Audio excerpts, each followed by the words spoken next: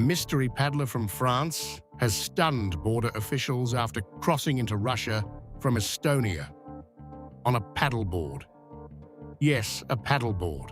No stunt, no publicity campaign, just one man, an open reservoir, and a journey that ended in handcuffs.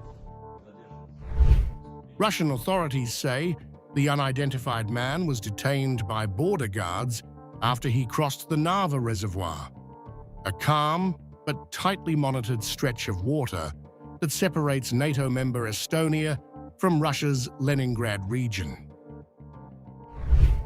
The incident happened earlier this month.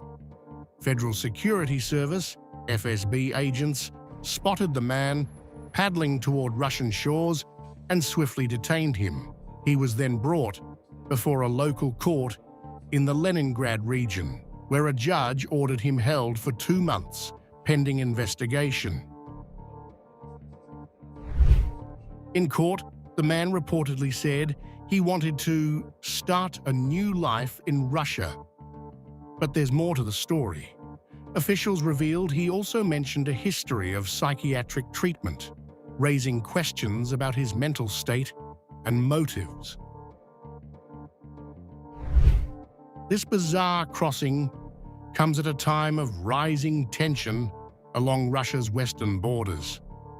Just days earlier, Russian authorities detained a Greek oil tanker departing from Estonia, citing customs violations.